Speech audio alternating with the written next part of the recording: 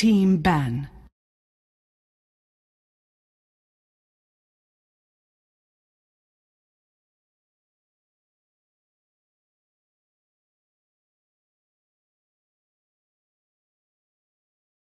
Ten seconds remaining.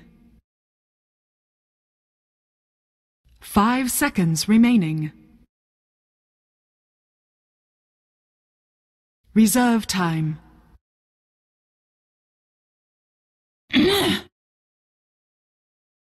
Dire team ban.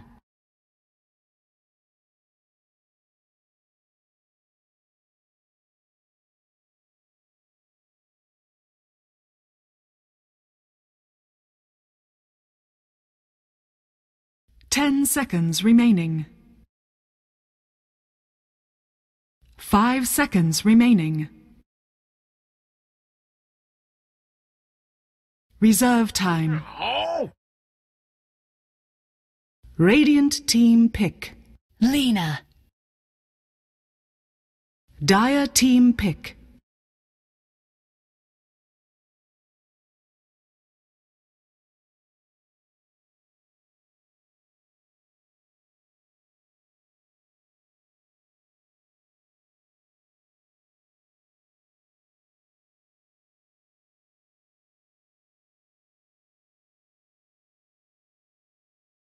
Clockwork! Dire team pick.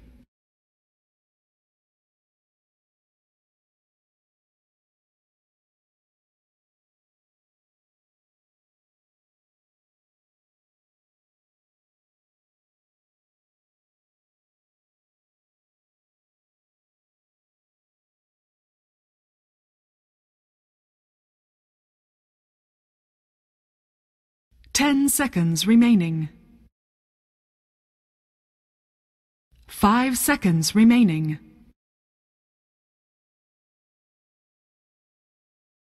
Reserve time.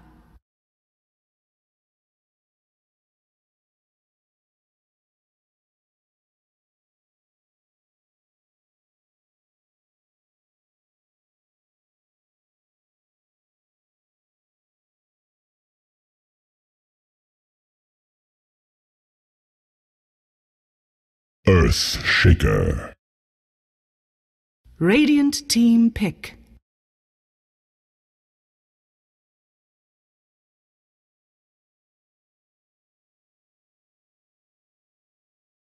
Darkseer. Radiant team ban.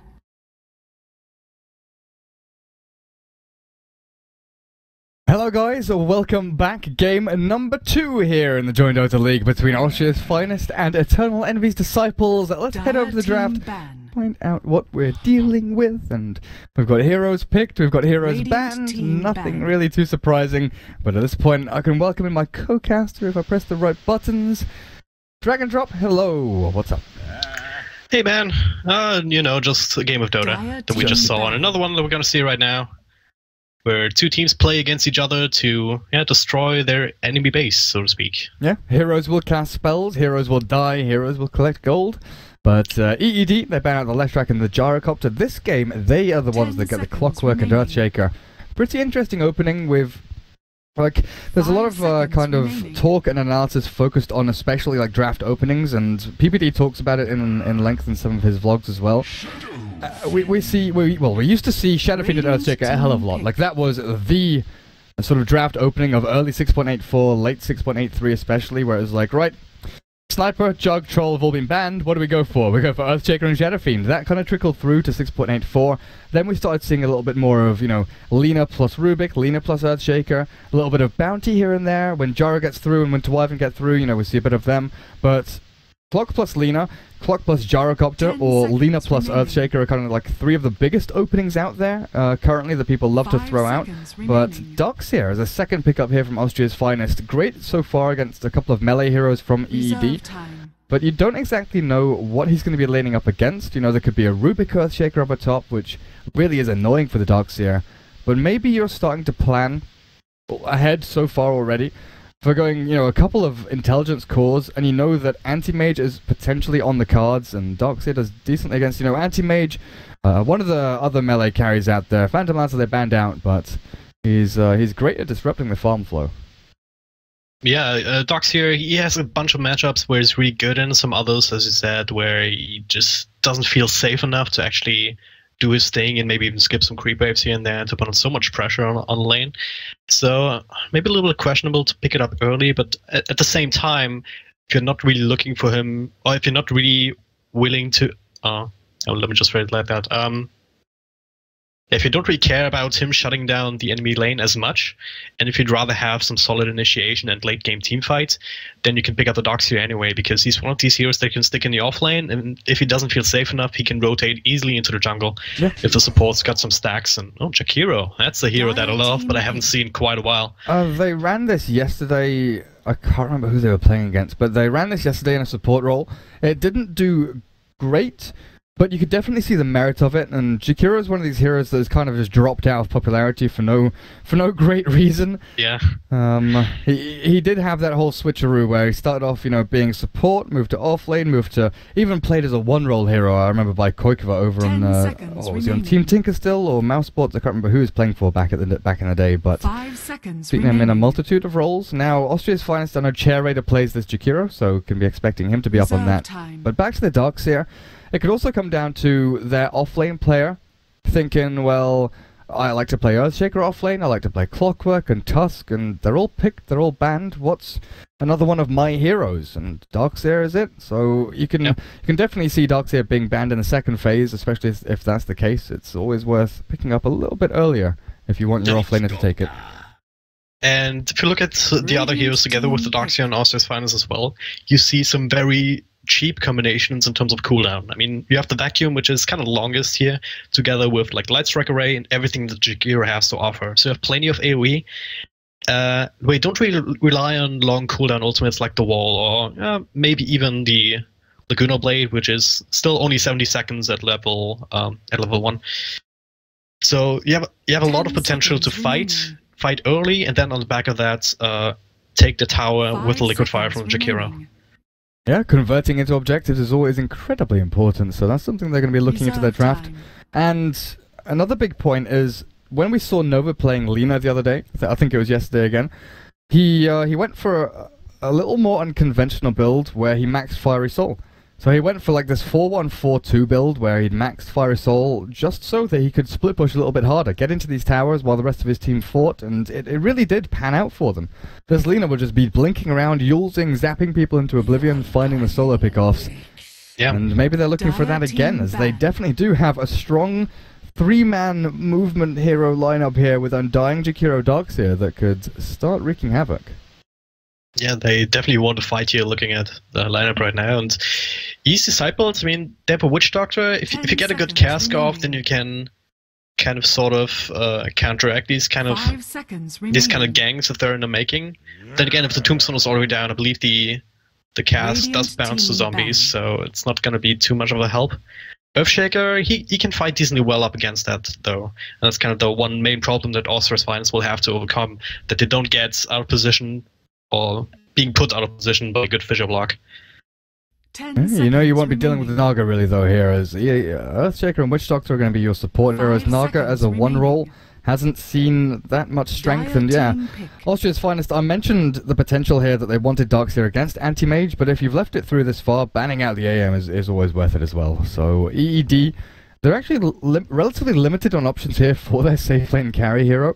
Like, what would you suggest for them? Because we don't see heroes like Spectre or anything like that too often anymore, and they do feel quite heavy on melee already with Clockwork and Earthshaker. Yeah, I think maybe something like Luna. But then at the same time, that's also a carry that is very susceptible. So Wraith King? Maybe Wraith King. I don't know. Maybe Wraith King or maybe Bristleback. I'm thinking Bristleback actually.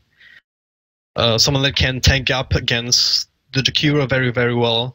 That's someone that's can also tank a little bit from the Undying. Doesn't really care too much about the Darkseer, because this, apart from Lina, there's a lot of small damage instances and damage over time coming out, and Bristleback is gonna work wonders against that. The passive, I mean, and not just the hero. So wouldn't be too surprised. At the same time, as I said, it's a little bit more melee. Up against the Darkseer is not ideal in lane, so... Like, I think Razor could work decently here, but then you've got, like, Shadowfiend and Razor who both kind of want to go for that mech build-up and start pushing forward. It's kind of difficult. Clinkz wouldn't be too awful, I don't think. You know, he tanks up decently with Death Pact, good against the Lina with that physical damage, great against Tombstone with Strafe as well, so you could feasibly throw Clinkz out here, and it was always one of those heroes we used to see Funnick play in a 1v1 against Darkseer back on his time at Empire, and there we go. Seems like the best choice, and... Yeah, good call. Didn't actually think about Clinkz, but yeah, the way you explained it, that makes absolute sense. Okay. Okay, well, that's actually not a hero, that's a League of Legends champion that's just wanted its way into Dota 2. Lifestealer, we saw this at the start of the year from a couple of Chinese teams. I think Newbie were one of the biggest ones that were running it here and there. Where when they still had HOW and they were running Lifestealer in like VP game tournament, things like that. And it did okay. It did decently at the start of 6.84 when people were just kind of running at each other and fighting constantly. His decent duration, short cooldown, basically BKB, that magic community did work wonders. But right here, I guess he jumps into the Darkseer and they do some Darkseer bombs, get a couple of blinks up on the Lina and DS themselves. But what is this to deal with? Is it good against the Clinkz? Because he can still throw the fire arrows at you, right? I mean, I would imagine that Clinkz eats the Lifestealer for breakfast here. If there's no creep nearby, the Lifestealer can infest into, and even then Clinkz will just kill the creep unless it's one of his own. Don't really see that being a good matchup. And at the same time, we also have Clockwork, who is excellent at being able to just lock down Lifestealer, Rage or not. So you can just hookshot in, Korok's force off yourself there, and then Lifestealer can't really do anything unless he has that infest available, maybe, to hop into a teammate and then hop back out again. But apart from the Darkseer, who will eventually build a Blink Dagger, there's not a whole lot of good carriers for him. And 30 seconds. Sure, Darkseer will get a Blink Dagger eventually, but at that point it might already be too late with the Clockwork roaming around, with the Shadowfiend probably already hitting his power spike there.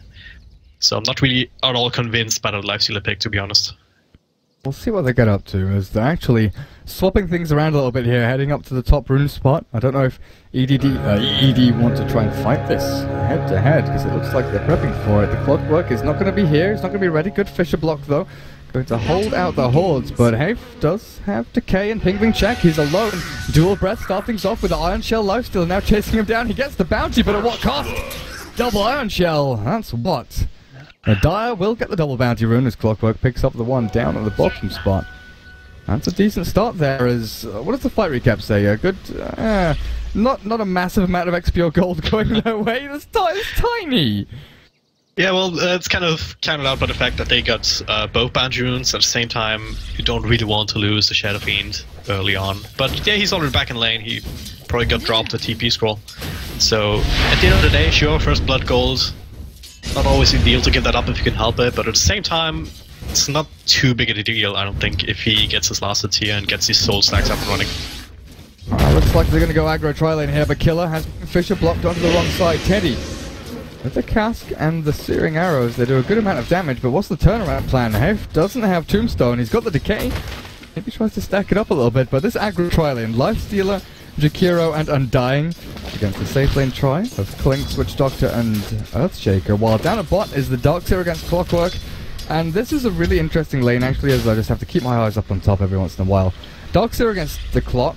Darkseer obviously has a great first like 3 levels or so, but once Clockwork gets points up into Battery Assault, which I'm going to assume is going to go the battery build over the Rocket Flare build, he can actually look for solo kills. He can go and look for a couple of pickoffs here. When he sees the Darkseer, especially using Iron Shell on a creep and not himself, he can actually move forward and look at him right now. Iron Shell has been put onto a creep.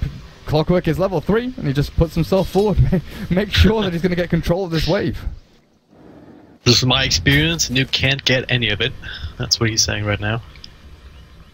Yeah, so yeah, start to put himself in can you actually get the surge off if you are in battery assault range isolated? No. I don't think you can, yeah.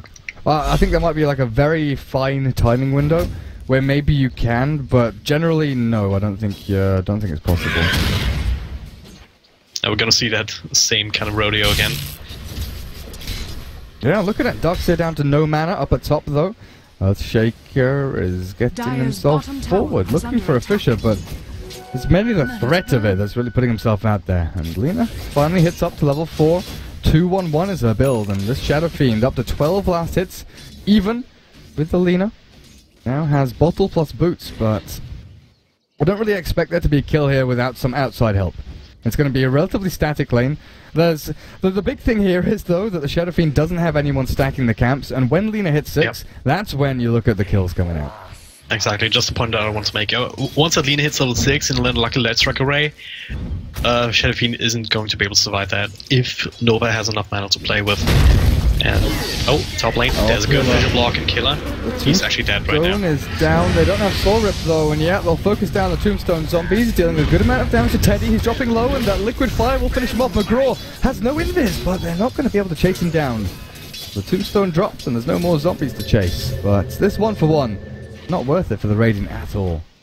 Not at all, indeed. And it's starting to look like last game as well, where they just went for an aggressive tri-lane for the sake of it and just for keeping the supports in lane. But at the same time, you're sacrificing so much, because a Lifestealer is a very momentum-based hero. You need something on him. You need at least a couple of levels, and then a lot of help just in terms of positioning inside the fights. They don't really have the best lineup for that, so they need to make up for that in terms of farm.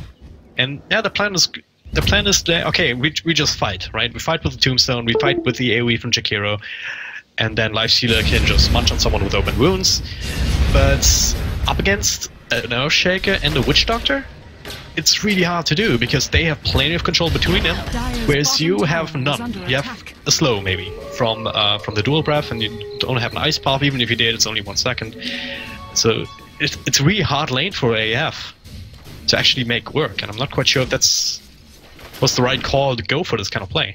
Yeah, and they don't have any reveal up here with them either. There's no sentries, no dust, so if they do go for a kill, they have to very carefully choose their target, Witch Doctor or Earthshaker. They can't kill off the Clinks, really, because he's just gonna skeleton walk himself away to safety. Yep. But, last hit-wise, Lina up to 30. Shadow Fiend doing a great job just keeping even here and now. He does actually step himself back into the jungle, bomb up a single camp at top. Hey. Here's out the Tombstone. They've got the open wounds onto Teddy. Cask will be thrown out of the chair. Raider bounces back. They've got a kill. A kill. But the expenditure of this is Tombstone. Lifestealer has basically no mana left. He's got 1 raid remaining. And this is where EED can start to think, right, we TP the Witch Doctor back. We go aggressive now into them. Yeah. And at the end of the day, it was only a Witch Doctor. It was not McGraw, who is still farming decently well here. He's got 21 last hits, and sure, he's being harassed. At the same time, yeah, they have another Fissure here. They have another set of casks if they want to start going, and Tombstone's still on cooldown for a long, long time.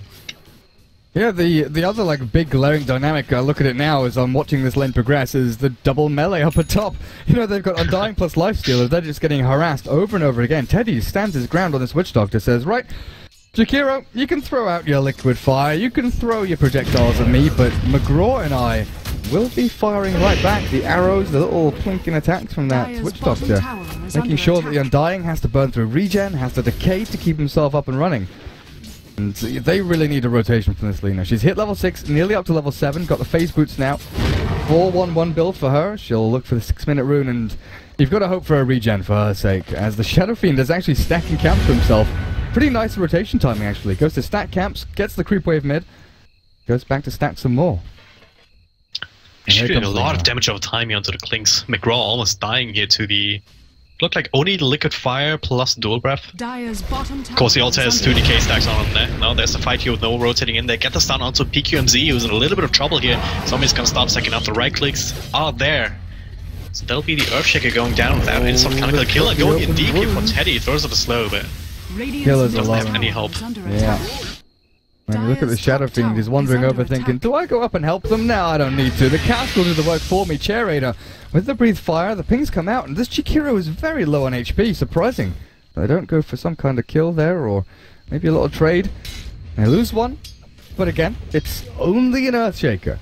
Just a support hero, and that's a 4-man commitment up at top. There's still Laguna Blade up on this Lina. Nova has his ultimate still ready. Maybe looks down towards the bottom lane to find a pick off onto the Clockwork, who has a free lane to himself. 22 last hits, The Doxier has doubled up on him though, but this is mainly due to the fact that he's gone into the jungle. The mech is a good 800 gold away. The Clockwork has the bottle as well as the brown boots. The Clockwork has been controlling bot rune a lot. He's level 7.5. Doxier up to level 8. I'm just wondering, Clockwork, can you TP up the top and maybe find a kill?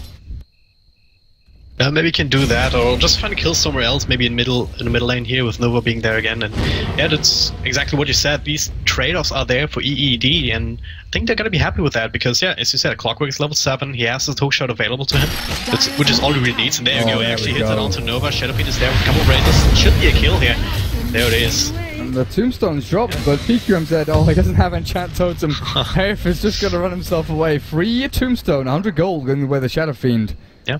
And everyone else on the side of EED is exactly where they want to be here. Shadowfiend, he's been spending a lot of time farming this camp here, and he's had a triple stack going at one point, so he's catching up. He's now back. He's more than caught up. 4,000 net worth. That kill. Dire's bottom tower. That's the kind of Shadowfiend that you really have to be afraid of. It's kind of Shadowfiend I have nightmares of sometimes. So.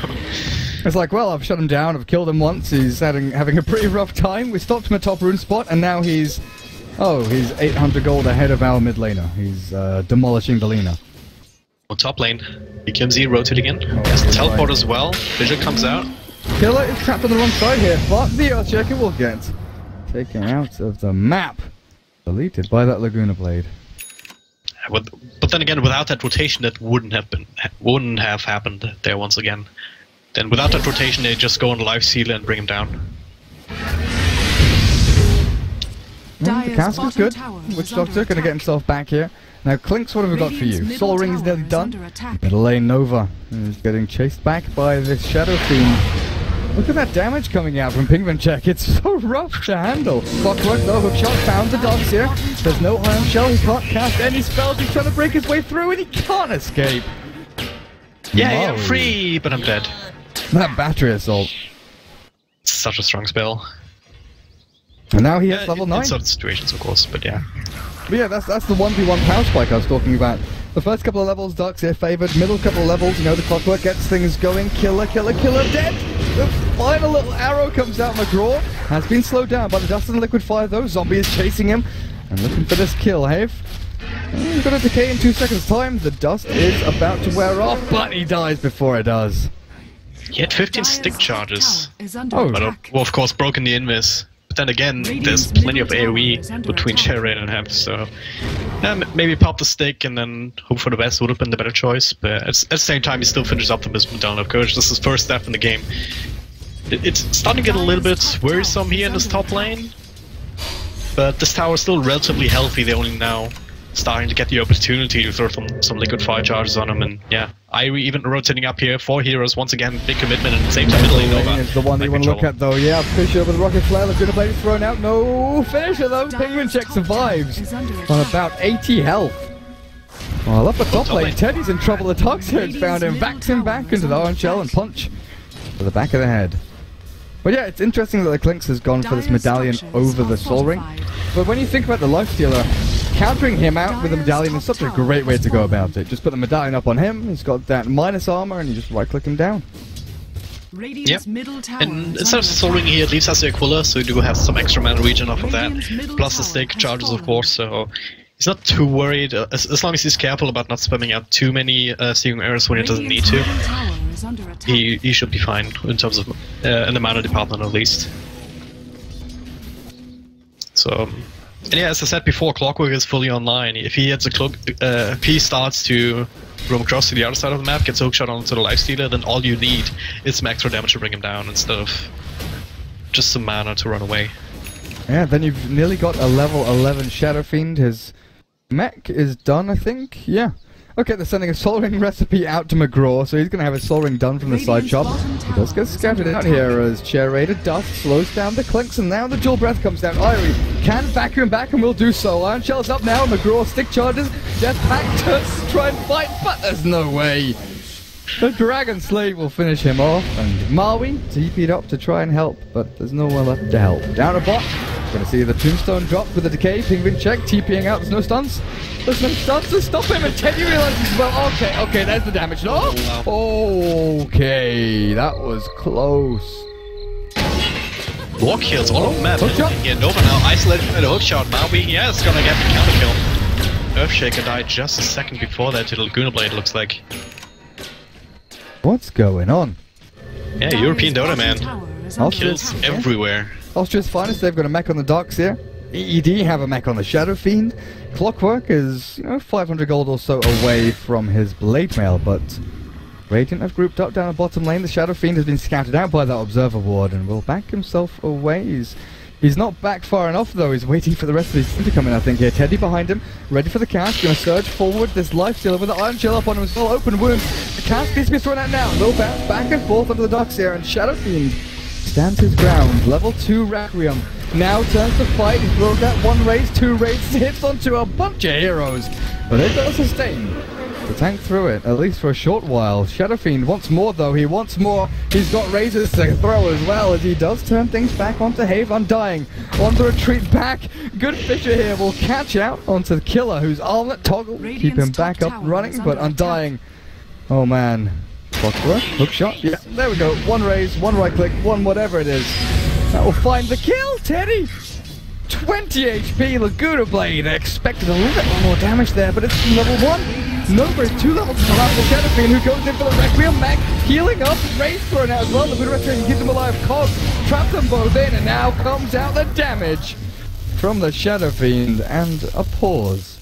Yeah, just they need to reminisce. I think they need some time to actually realize what's happening right now, because that was a really weird fight. It starts off with everyone just throwing the Fissure and then the Tombstone. Tombstone actually going down without actually doing anything was one of the bigger impacts, so to speak. Go and zoom in on the Clockwork. You can see Lifestealer dying. Oh. That looks terrifying. That's a pretty sight. He has no texture on the inside of his mouth. Oh. Today I learned. He has no tongue. He has no inside of mouth. This Lifestealer, poor little guy. Like he has like to unhinge his mouth sometimes, right? If he. Yeah, I guess so. If he wants to swallow the whole Shadow Fiend. Yeah. That was actually a really great fight, and Clockwork really showing us what he can do. That hookshot on the Undying, getting him off first. Nice little pick up. Then this Cox isolating these two when Shadow Fiend and Pigment Shack, he didn't have any fear there, man. He just runs straight into 3 heroes, pops the Requiem, barely survives thanks to the mechanism. And on top of that, the Witch Doctor with the OP Voodoo Restoration there, surviving about 20 health points and now being back up to full. It's just everything falling into place for EE's Disciples again, and the AF just a little bit off. Yeah, and like the gold graph tells pretty much the same story as it did in the previous game. Laning phase, early initial start, great for Austria's finest. 2,000 net worth lead. And then 7 minutes in, down and down and down it goes until now. 13:37. We're at the elite timing in the game so far. We're actually looking at a complete reversal. This is going to be about a 2,000 plus net worth lead for EED, as well as experience plummeting pretty massively there, down to what, like 4,000, something like that. And this Lina with no Yules, with a phase boots build up, the Undying without a great momentum start, and this Jakiro. You look at them and think, once they get their items, they can start, getting the ball rolling. They can actually go and fight. But the Lifestealer is like the weak link in there. We've talked about the Clockwork hookshot in, the Requiem, and the biggest factor for me is, how many Radiant heroes were bottom lane just now? 5? Yep. How many Dire heroes were bottom lane just now?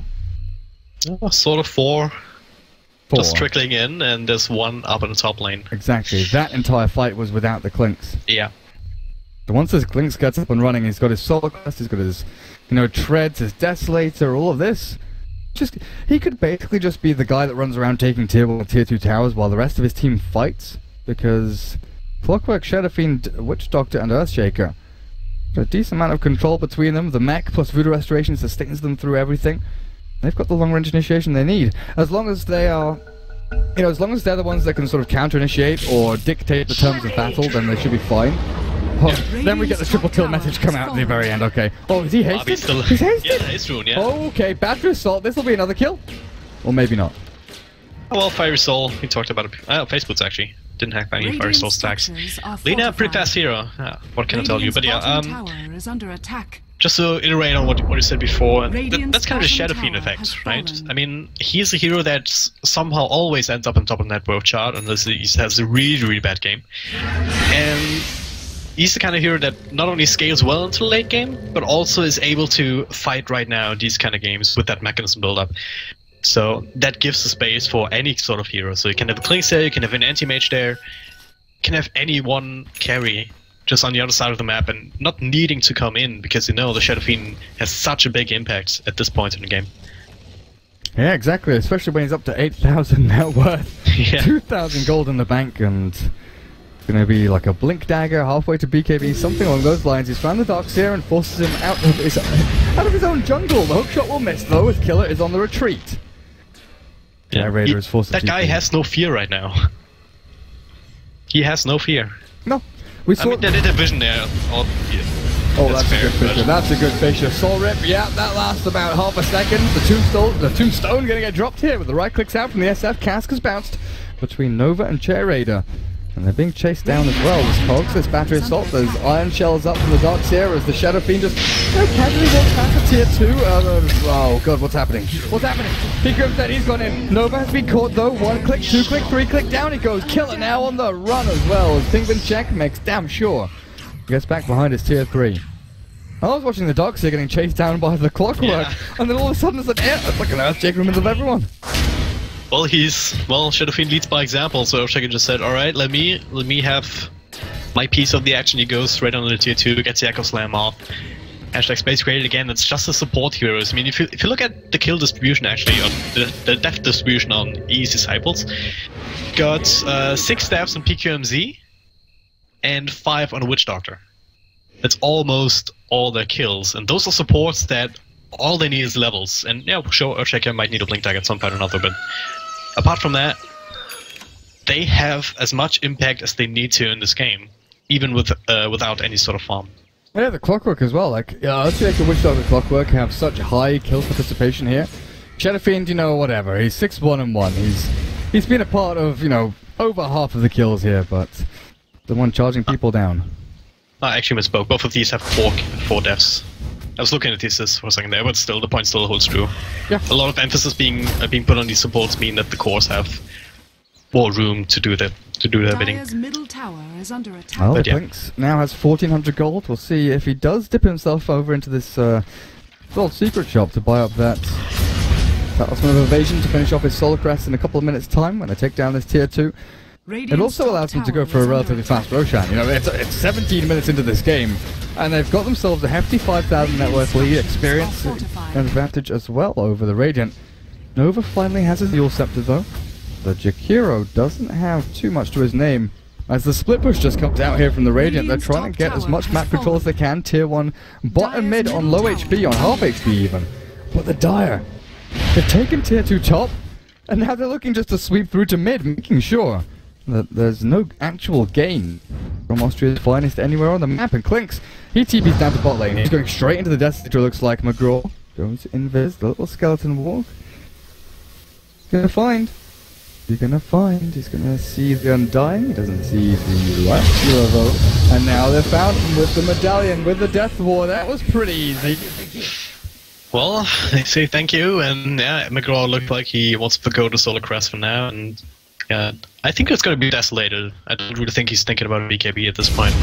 Would you agree there, or do you think a BKB would be the better choice for McGraw, just in terms of forcing high ground in the next 5 to 10 minutes? I think the Desolator build has become so ingrained in the new Klinks build up that it's great against everyone, and it also helps you high ground with that minus armor onto towers. I think it's a great offensive item. And the way that they're so far ahead, I don't think they're too scared about him dying at all. He's got 1,500 HP. He's never really under threat, especially when Lina doesn't have that Aghanim Scepter. So I think Desolator is like the way to go if you keep at this pace. If they do suffer, 1 or 2 teamfight losses over the next couple of minutes, then you start looking at BKB. But by that time, he's already finished off the Deso. Yeah. Yeah, I would agree. I mean, just stacking up minus armor, I mean, we talked about it when we were talking about the Medallion of Courage in first place. In this game, especially here, if you already have also have a Shadow Fiend here with some extra minus armor and physical damage of zone, not to mention Death Ward from the Witch Doctor, just stacking up a minus armor just seems like a good idea, not just against towers, but also just against Lifestealer and AF in general. So, Yeah, I might just see once he finishes up the solo crest, even see the Witch Doctor or the Earthshaker go for another medallion. Would actually love to see that. Because medallion and solo crest do stack. Yeah, the minus armor. So. I was really surprised when I found that out. It's like one of the first questions we had when we saw the patch notes was, does that stack?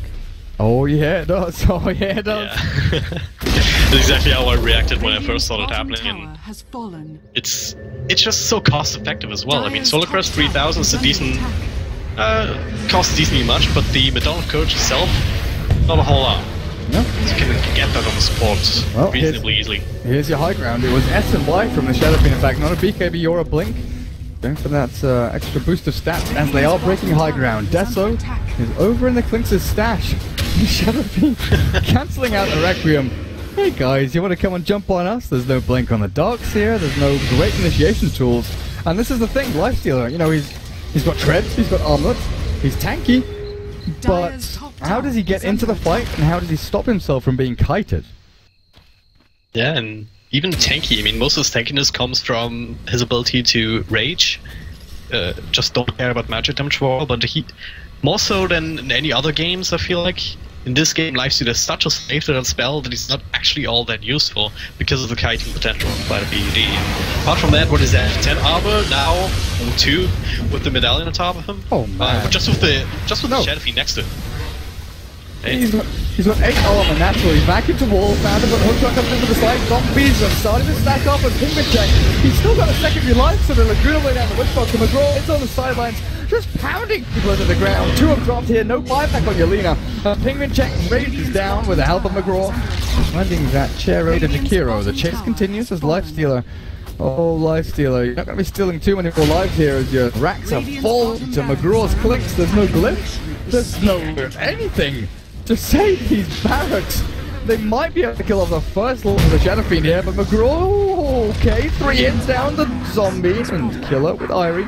On the retreat out, McGraw, he wants to strafe, he wants his kill, 1, 2, 3, armor toggling up, McGraw now in a bit of trouble, he's got no help, he's got no mech and he's got no teammates here to save him. They get the melee racks, but they don't get the ranged. And that's a Midas on the Lifestealer. Okay, so they're playing for late game again, but you already racks down. I don't really think we will be in the late game anytime soon, at least not AF. EED, well, they can start looking at late game of their own, except it's gonna hit much earlier for them. Like, late game is here. Yeah. Earthshaker has a Blink dagger 22 minutes in. Blinks has another 2200 gold on top of his Death Letter. Oh, they've got Teddy, they've got Teddy, they've got Teddy! And they will find him with a Schooner Blade, but that's a good old shot in, catching both in the cogs. Irie now is in a bit of trouble, force that back from both Lena and Clockwork to save themselves from that little death trap. Well, do you even have to ask? Well, I was like, who is this? On the map I can see a Dire Hero walking into the middle of 5 bloody Radiant Heroes. He's got Aegis Immortal, that's a good fixture to turn things back. Wrapping out Killer, Chair Raider and Irie, down goes 1. Shadow Fiend loses his Aegis though. As the Radiant, time to backpedal, full retreat mode, get the hell out of here. Definitely the right choice. Knew that they still lose the Jakiro for an Aegis that was close to expire anyway. So, yeah, he wanted that to happen exactly. Just get whatever you can out of the Aegis before time's out, and now, well, he's back up to full health. He has another mechanism in 30 seconds. They wouldn't need it for this tier 2 tower push, as AF is in no condition to fight back right now. And he has 4,500 gold. Yeah, that as well. I was thinking, yeah, expend Aegis, kill someone, and then fill the item slot with something pretty big. Oh, the cast stops him. Now Laguna Blade not going to finish him off. They've got that food restoration turned back around. Looking for it here. The Clinks. Chair Raider with the Death Ward. Not going to ski uphill. Now it will. What? That was weird. Creeps, I guess. But it's not. I think Chair Raider attacked, maybe? That's interesting. I don't know. What would he attack though? I don't know. Whatever happened. Well, waste Death Ward, but yeah, doesn't really matter for them. I don't really think so. Oh, bot racks about to fall here to the creeps. Like it. There's tier 3 in middle. Getting wailed on by the Shadow Fiend. He's got no mech, and McGraw is actually running away to try and get that Death Pact off onto the creep. To give him an extra bit of damage. A bit of HP as well. Yeah, up to over 200. damage on the old chart, and he's got his BKB 200 gold away. Austria's finest are scrambling to try and defend their base. There's a hook shot onto PQZ, so just a little off tap between those two. Yeah. Interesting. Well, they've got no hook shot now. 45 seconds without it. Still have the Earthshaker with the blink, and that's all they really need. Oh, yeah. AF know about that too. They haven't seen an Echo Slam in recent memory, so if they huddle up too much, then they're just gonna get Echo Slam, then there's gonna be a couple of raises, a couple of right clicks, and that's all they really need to lose a couple of heroes. That's a full heart on the Shadow Fiend. Just went too sharp. Hey, can I have a heart? Sure. Like, forget You need Scardy, to take out a loan? Nope. forget Butterfly, forget everything else. It's just straight into the heart. Great high ground pushing out some Clockwork and Earthshaker with McGraw. Zoning out Nova, who forced out himself back. Meanwhile, back towards mid, they've got the vacuum wall with that liquid fire. And the macro pyre down, but it's not really doing too much apart from zoning them away from the rack. Shadow Fiend doesn't give a damn as he runs forward, raises them down. Now the heart coming into play, that extra HP. Great amount of survivability, but against the life steal, is it going to be enough? Whoa, what a death ward.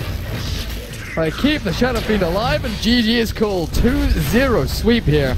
Eternal enemies to sideboards. In, what, an hour and a half? They take the 2-0 win over Austrian finest. That Shadow Fiend, man, Pigman check.